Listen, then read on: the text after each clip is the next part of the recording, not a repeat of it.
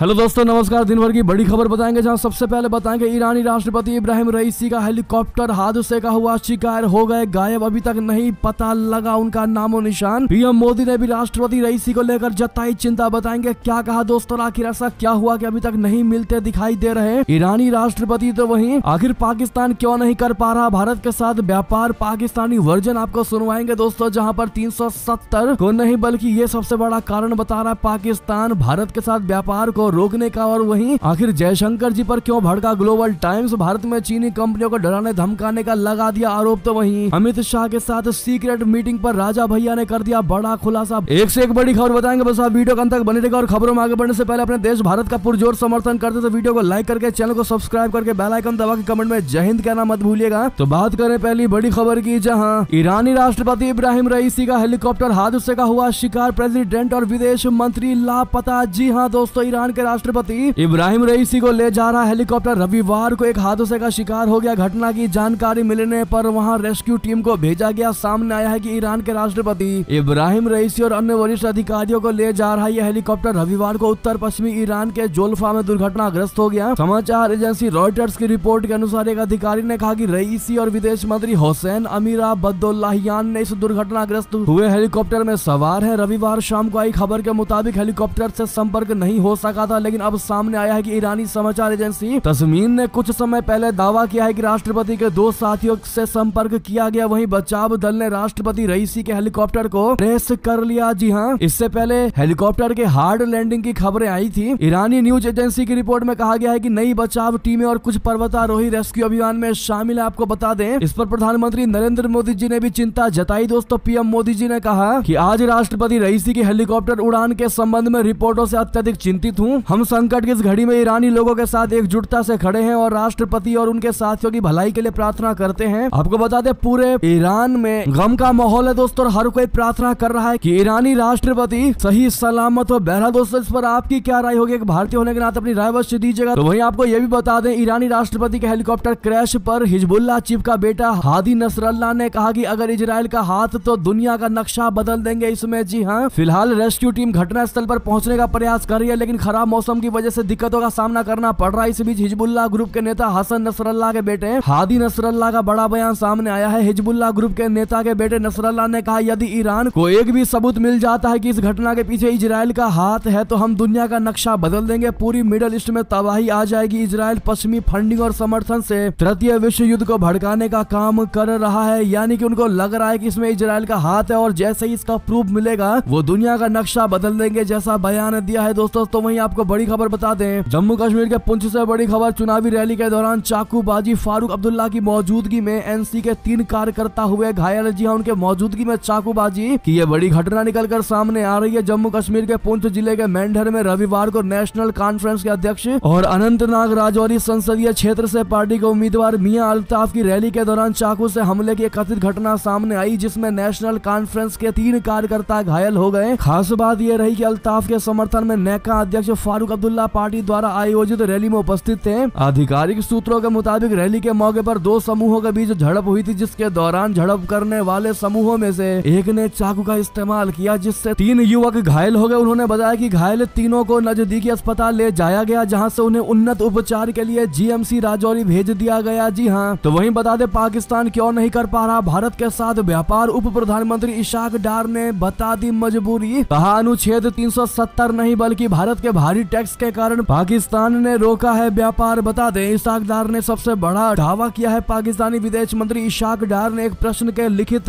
उत्तर में national assembly को बताया कि पुलवामा हमले के बाद पाकिस्तान से आयात पर भारत के भारी शुल्क लगाने के कारण 2019 से दोनों देशों के बीच व्यापार संबंध निलंबित है। इससे पहले तत्कालीन इमरान खान की सरकार ने हमेशा दावा किया कि पाकिस्तान ने कश्मीर से अनुच्छेद 370 के खात्मे के विरोध में भारत के साथ व्यापार को एक तरफा तरीके से निलंबित किया था। डार ने अपने जवाब में 14 फरवरी 2019 को कश्मीर में सीआरपीएफ के जवानों को ले जा रही बस पर आत्मघाती हमले का भी जिक्र किया। इस हमले में 40 जवानों की शहादत हुई थी। उन्होंने कहा कि भारत ने पाकिस्तान से आयात पर 200% शुल्क लगाने का फैसला किया, कश्मीर बस सेवा और नियंत्रण रेखा के पार व्यापार को निलंबित कर दिया। ये जवाब शर्मिला फारूकी के उस सवाल पर था जिसमें उन्होंने पड़ोसी देशों के साथ पाकिस्तान के संबंधों में चुनौतियों के बारे में जानकारी मांगी थी। डार ने भारत, अफगानिस्तान और ईरान के साथ पाकिस्तान के संबंध संबंधों में आने वाली चुनौतियों पर प्रकाश डाला। हमने जम्मू कश्मीर के मुख्य मुद्दे सहित सभी लंबित मुद्दों को हल करने के लिए लगातार रचनात्मक, जुड़ाव और परिणामोन्मुख बातचीत की वकालत की है। यानी कि दोस्तों अब ऐसा लग रहा है कि ऊंट आ चुका है पहाड़ के नीचे, लेकिन अब भी असली कारण नहीं बता रहा। और असली कारण क्या है वो पूरा भारत, पूरी दुनिया जानती है। लेकिन पाकिस्तान अभी भी कह रहा है कि अनुच्छेद 370 नहीं बल्कि भारी टैक्स के कारण हमने भारत के साथ व्यापार को रोका था। बहरहाल दोस्तों आपकी क्या राय और जवाब होगी पाकिस्तान को बताइएगा जरूर। तो वहीं आपको बता दें आखिर जयशंकर जी पर क्यों भड़का ग्लोबल टाइम्स। भारत में चीनी कंपनियों को डराने धमकाने का लगा दिया आरोप। दरअसल चीन के सरकारी अखबार ग्लोबल टाइम्स ने विदेश मंत्री जयशंकर जी के मेक इंडिया वाले बयान पर तीखी प्रतिक्रिया दी है। अपने लेख में ग्लोबल टाइम्स ने लिखा कि भारतीय विदेश मंत्री सुब्रमण्यम जयशंकर ने शुक्रवार को कहा कि भारतीय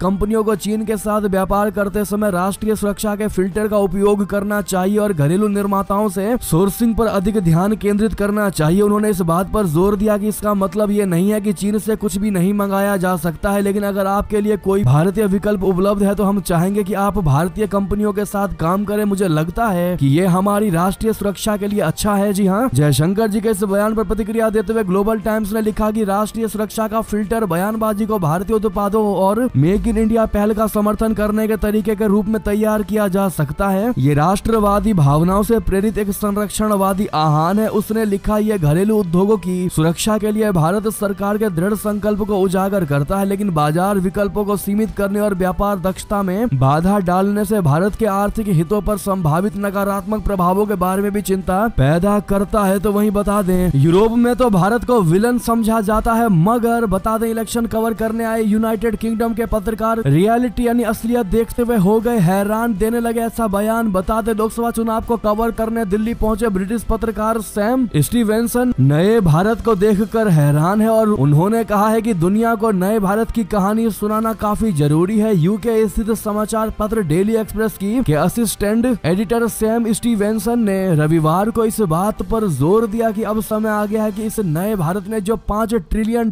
की अर्थव्यवस्था बनने के लिए सफर शुरू किया है उसकी सकारात्मक कहानियों दुनिया को सुनाई जाए। आम चुनावों को कवर करने के लिए अपनी भारत यात्रा पर सैम स्टीवेंसन ने कहा कि भारत से बहुत सारी सकारात्मक कहानियां बताई जा सकती हैं। भारत को लेकर यूरोप में नेगेटिव स्टोरीज की भरमार। समाचार एजेंसी एएनआई से बात करते हुए स्टीवेंसन ने कहा कि अब समय आ गया है कि नए भारत और इस महान राष्ट्र की भविष्य में $5 ट्रिलियन अमेरिकी डॉलर की अर्थव्यवस्था बनने की सकारात्मक कहानियों को बताना शुरू किया जाए। जी हाँ, उनसे पूछा गया कि क्या पश्चिमी देशों में भारत को जिस लेंस से देखा जाता है क्या वास्तविक भारत उससे अलग है। तो इसका जवाब देते हुए इस पत्रकार ने कहा कि भारत की काफी आलोचना की गई है। उन्होंने एएनआई को बताया कि मुझे लगता है कि अब जब दुनिया को भारत की अच्छाइयों का पता चलेगा पूरी दुनिया एकदम से भारत को लेकर जो पुराने विचार थे वो बदल जाएंगे। तो वहीं आपको बता दें बिश्केक में हालात सामान्य, सभी भारतीय छात्र सुरक्षित। किर्गिस्तान की स्थिति पर भारतीय दूतावास की पैनी नजर। जी हाँ, मध्य एशियाई देश किर्गिस्तान में रह रहे विदेशी छात्रों को निशाना बनाया जा रहा है। किर्गिस्तान की राजधानी बिश्केक में एक हॉस्टल पर कुछ स्थानीय लोगों की गुस्साई भीड़ ने हमला कर दिया, जिसके बाद 3 पाकिस्तानी छात्रों की पीट कर हत्या कर दी गई। और इस घटना के बाद भारतीय दूतावास ने अपने छात्रों को हालात सामान्य होने तक बाहर न निकलने की सलाह दी है। तो वहीं अब रविवार को किर्गिस्तान में भारतीय दूतावास ने कहा कि सभी भारतीय सुरक्षित हैं। बिश्केक में स्थिति सामान्य है। घटना 17 मई की रात की है, जहां राजधानी बिश्केक में स्थानीय और विदेशों छात्रों के बीच झड़प हुआ, जिससे माहौल अशांत हो गया था। तो वहीं बता दें चीन ने अपने गुलाम मुइजू को दिया झटका, मालदीव को कर्ज में नहीं देगा कोई राहत। जिनपिंग ने पहुंचा दिया संदेश। दरअसल कर्ज जाल में फंसे मालदीव को अब चीन ने बड़ा झटका दिया है। चीन ने साफ कर दिया है कि मालदीव द्वारा लिए गए कर्जों के पुनर्गठन की उसकी कोई योजना नहीं है। ऐसा तब हुआ है जब मालदीव ने चीन से कर्ज संकट से बाहर निकलने में मदद करने की गुहार लगाई है। मालदीव के मीडिया पोर्टल अधादू ने माले में तैनात चीन के राजदूत के हवाले से ये जानकारी दी है। चीनी दूतावास में आयोजित प्रेस कॉन्फ्रेंस में राजदूत वांग लिक्सिन ने कहा कि चीन और मालदीव की तकनीकी टीमें कर्ज के पुनर्गठन के लिए रास्ते तलाश रही हैं, लेकिन चीन फिलहाल ऐसा करने का इरादा नहीं रखता है। लिक्सिन ने आगे कहा कि दूसरे विकल्पों पर विचार किया जा रहा है, क्योंकि ऋण के पुनर्गठन से मालदीव को नई परियोजनाओं को पूरा करने के लिए कर्ज को प्राप्त करने में कठिनाइयों का सामना करना पड़ेगा। तो दोस्तों वहीं आपको बता दें भारत से दुश्मनी मोल लेने की कोशिश में लगा हुआ था मुइजू, लेकिन भारत ही अब उसके काम आ रहा है। मुश्किल में फंस चुका है मालदीव। ऐसे में मुइजू की इस दयनीय हालत पर भारत का दिल पसीज गया। दोस्तों अब मदद करने को तैयार है अपना भारत। बता दें जिस भारत को लेकर इतनी बड़ी चाल चलने की कोशिश में लगा हुआ था मुइजू और लगातार वो चीन के संपर्क में था और और चीन जैसा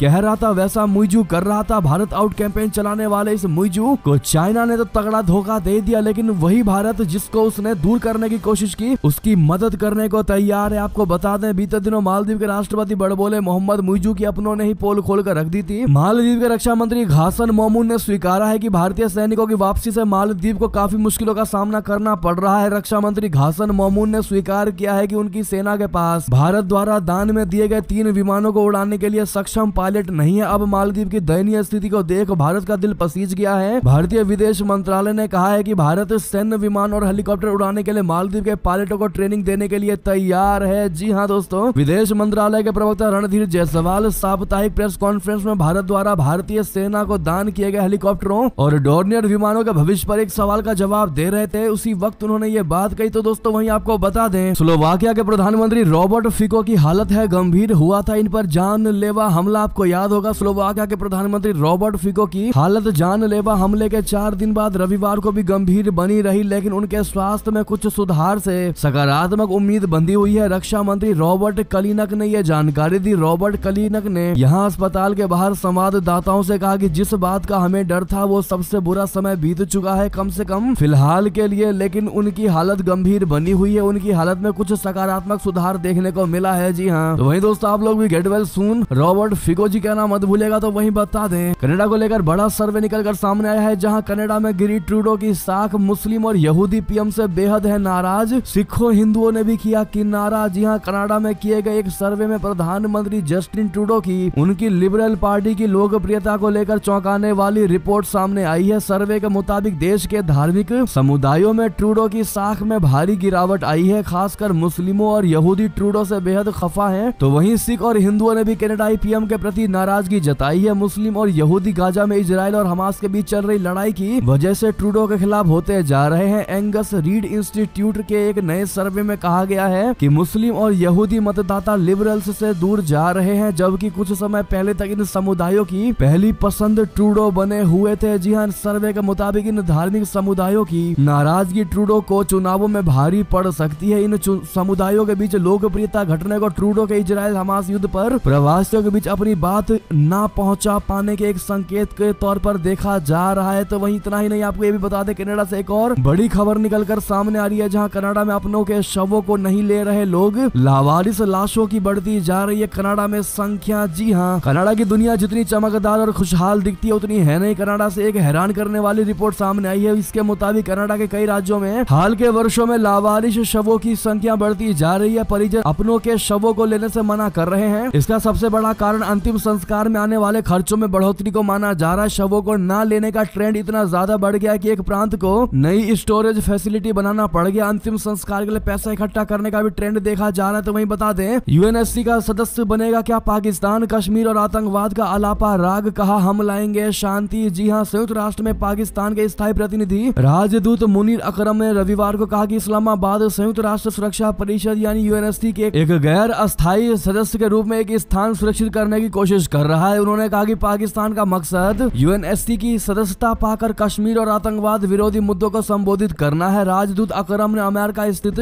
पाकिस्तान स्टूडेंट्स एसोसिएशन गठबंधन यानी पीएसए के सदस्यों से वर्चुअली बात करते हुए कहा कि हमें उम्मीद है कि हम 6 जून को यूएनएससी के गैर अस्थायी सदस्य के रूप में चुनाव में चुने जाएंगे। अगर आप भी मानते हैं कि ये सपना भी पाकिस्तान का सपना ही रहने वाला है तो अपनी राय अवश्य दीजिएगा। तो वहीं बता दी इजराइल पर हमले में चीन ने की थी हमास की मदद। पूर्व अमेरिकी अधिकारी का बड़ा दावा, ड्रैगन के बड़े गेम प्लान का बताया हिस्सा। जी हां, गाजा में हमास के आतंकियों को समर्थन देने के मामले में चीन का चेहरा बेनकाब हो गया है। हमास के खिलाफ अभियान के दौरान इजरायली रक्षा बलों बोले तो आईडीएफ को गाजा में ऐसे सबूत मिले हैं जो बताते हैं कि चीन ने इजराइल पर हमला करने के लिए फलस्तीनी आतंकी संगठन को हथियार उपलब्ध कराए थे। आईडीएफ को गाजा में हमास के गोदामों से भारी मात्रा में चीनी हथियार, गोला बारूद, सैन्य ग्रेड संचार और अन्य खुफिया जानकारी जुटाने वाले उपकरण पाए गए। संडे गार्डियन ने अपनी रिपोर्ट में एक पूर्व अमेरिकी सैन्य अधिकारी के हवाले से यह जानकारी दी। रिपोर्ट के अनुसार आईडीएफ ने चीन की पीपुल्स लिबरेशन आर्मी के कम से कम 2 सुरंग इंजीनियरों को पकड़ा है। ये बताता है कि गाजा के नीचे सुरंगों का विशाल नेटवर्क बनाने में हमास को चीन ने मदद की है। तो वहीं बता दें अमेरिका ने सऊदी अरबिया से कहा कि परमाणु हथियार बनाने रोक दो, मिलेगी नाटो जैसी सुरक्षा की गारंटी। जी अमेरिका ने सऊदी अरबिया के प्रिंस से परमाणु हथियार न बनाने की अपील की है। अमेरिका के नेशनल सिक्योरिटी एडवाइजर यानी NSA जैक सुलिवन ने गत दिवस सऊदी क्राउन प्रिंस मोहम्मद बिन सलमान से मुलाकात के दौरान दोनों देशों के बीच सिक्योरिटी अकॉर्ड और सिविल न्यूक्लियर एग्रीमेंट पर चर्चा की। राइटर्स की रिपोर्ट के मुताबिक बैठक के दौरान समझौतों के तहत अमेरिका ने सऊदी अरब को सुरक्षा और परमाणु सहायता देने का भरोसा दिलाया। रिपोर्ट के मुताबिक सऊदी के साथ न्यूक्लियर और सिक्योरिटी डील करके अमेरिका मिडिल ईस्ट में अपनी पकड़ मजबूत करना चाहता है। तो वही बता दें, रूस ने यूक्रेन पर दागी 2 मिसाइलें, 5 लोगों की मौत, 16 हुए घायल। ये बड़ी खबर। दरअसल रशिया और यूक्रेन के बीच युद्ध जारी है, आप सभी जानते हैं। इस बीच रविवार को भी बड़ी खबर निकलकर सामने आई, जहां रशिया ने एक बार फिर यूक्रेन पर हमला कर दिया। हमले में 5 लोगों की मौत की खबर। तो वहीं रिजॉर्ट पूरे तरीके से नष्ट हो गया। तो वहीं बता दें, अमेरिका ने जिनपिंग से मांगा जवाब, कहा 29 साल से कहां गायब है पंचेन लामा, तुरंत हमको जानकारी दे चाइना। जी हां, अमेरिका ने सुदूर हिमालय क्षेत्र से तिब्बती आध्यात्मिक नेता के लापता होने की 29वीं बरसी के मौके पर चीन से पंचेन लामा के ठिकाने और उनके स्वास्थ्य के बारे में तुरंत जानकारी देने को कहा है। चीन के 11वें पंचेन लामा तिब्बती बौद्ध धर्म में सबसे महत्वपूर्ण धार्मिक शख्सियतों में से एक है और दलाई लामा के बाद वही सर्वोच्च धर्मगुरु है। 11वें पंचेन लामा जब महज 6 साल के थे तो तभी चीन ने उनका अपहरण कर लिया था और आज उन्हें लापता हुए 29 साल हो गए। तो वहीं बता दे, भारतीयों को बिना वीजा एंट्री देगा रशिया, समझौते की तैयारियां शुरू, पर्यटकों की होगी मौज। दरअसल इस मुद्दे पर एक और नया लेटेस्ट अपडेट सामने आया है, जहां पर इस द्विपक्षीय समझौते पर रशिया और भारत के बीच परामर्श जून में शुरू होगा। एक रूसी मंत्री ने कहा है कि मॉस्को और नई दिल्ली वीजा मुक्त समूह पर्यटक आदान प्रदान शुरू करके अपने पर्यटन संबंधों को मजबूत करने के लिए तैयार है। तो वहीं तोशाखाना मामले में नया खुलासा हुआ है, इमरान खान पर अवैध रूप से लेने देन का बड़ा आरोप। जी हां, पाकिस्तान के पूर्व प्रधानमंत्री और पाकिस्तान तहरीक इंसाफ के संस्थापक इमरान खान की मुसीबतें बढ़ गई हैं जब राष्ट्रीय जवाबदेही ब्यूरो की एक जांच में उन पर भ्रष्टाचार के आरोपों के बारे में बताया गया है। इमरान खान और उनकी पत्नी को पहले तोशाखाना मामले में राज्य उपहार भंडार से संबंधित भ्रष्ट आचरण के लिए दोषी ठहराया गया था। पाकिस्तान के पूर्व प्रधानमंत्री इमरान खान जेल में है। अब हाल ही में एक जांच में सामने आया है कि इमरान खान ने अपने कार्यकाल के दौरान राज्य उपहार भंडार से जुड़ी 7 घड़ियां अवैध रूप से खरीदी और बेची। तो वहीं बता दें, अमित शाह के साथ सीक्रेट मीटिंग पर राजा भैया ने क्या बड़ा खुलासा बता दें। उत्तर प्रदेश की प्रतापगढ़ लोकसभा सीट पर भले ही 6ठे चरण में वोटिंग होनी है, लेकिन यहाँ सियासी पारा अभी से हाई है। कुंडा विधानसभा सीट से विधायक रघुराज प्रताप सिंह उर्फ राजा भैया ने लोकसभा चुनाव 2024 में न्यूट्रल रहने का फैसला किया है, यानी वो ना बीजेपी का समर्थन करेंगे और ना ही अखिलेश यादव की समाजवादी पार्टी के साथ जाएंगे। हालांकि उनकी केंद्रीय गृह मंत्री अमित शाह के मुलाकात के बाद सियासी गलियारों में अटकलों का दौर गर्म हो गया था। लोकसभा चुनाव 2024 में कोई भी पक्ष न लेने के मामले पर राजा भैया ने लल्लन टॉप को दिए इंटरव्यू में खुलकर बात की। इसके साथ ही उन्होंने अमित शाह से बंद कमरे में बातचीत पर भी खुलासा किया। राजा भैया से पूछा गया कि उत्तर प्रदेश के प्रतापगढ़, कौशाम्बी और अमेठी के कुछ क्षेत्रों पर अमित शाह से आपकी क्या बात बनी। इस सवाल का जवाब देते हुए राजा भैया ने कहा कि जब बात 1 to 1 बंद कमरे में होती है, उस बातचीत की भी एक मर्यादा होती है। उन्होंने कहा कि सारी बातचीत बाहर नहीं की जा सकती। तो वहीं बता दें, ममता से लड़ना है तो विभीषण का घर छोड़ यहाँ आ जाओ। जी हां, अधीर रंजन चौधरी को बीजेपी ने दिया पार्टी में शामिल होने का न्योता। जी हां, बंगाल कांग्रेस के अध्यक्ष अधीर रंजन चौधरी के बारे में पार्टी आलाकमान के कड़वे बोल पर राज्य की सियासत गर्मा गई है। अब प्रदेश भाजपा अध्यक्ष सुकांत मजूमदार ने अधीर रंजन चौधरी को भाजपा में शामिल होने का न्योता दिया है। सुकांत ने कहा है कि अगर आप तृणमूल कांग्रेस का विरोध करना चाहते हैं तो ये कांग्रेस से नहीं किया जा सकता, कांग्रेस छोड़ देनी चाहिए। शनिवार को उल्लूबेरिया में चुनाव प्रचार करते हुए सुकांत मजूमदार ने कहा कि मैं अधीर रंजन चौधरी को बताना चाहता हूं कि कांग्रेस तृणमूल और ममता बनर्जी से नहीं लड़ सकती। अगर आप ममता बनर्जी से लड़ना चाहते हैं तो सही जगह चुने। आप जिस घर में है वहाँ विभीषण ज्यादा है, विभीषण का घर छोड़े, राम के घर आए। तो वहीं बता दें, ममता बनर्जी के भिक्षु वाले बयान पर हिमंता बिश्व शर्मा हुए फायर, बोला दम हो तो मुस्लिम के खिलाफ बोलकर दिखाएं। जी हां, असम के मुख्यमंत्री हिमंता बिश्व शर्मा ने तृणमूल कांग्रेस की प्रमुख ममता बनर्जी पर रविवार को जमकर निशाना साधा। हिमंता बिश्व शर्मा ने पश्चिम बंगाल की सीएम के रामकृष्ण मिशन वाले बयान को लेकर हमला बोला। उन्होंने कहा कि ममता बनर्जी को जो भी ताकत मिली उसे उन्होंने शाहजहां के लिए खर्च कर दिया। ममता का ये कहना है कि साधु संत राजनीति कर रहे हैं, इससे तो उनके पतन की शुरुआत हो गई है। उन्होंने कहा कि अगर साधु सन्यासी को पैसा लेना होता तो वे धर्म का काम क्यों करते, ये बहुत दुख की बात है। दरअसल ममता बनर्जी ने शनिवार को आरोप लगाया था कि रामकृष्ण मिशन के कुछ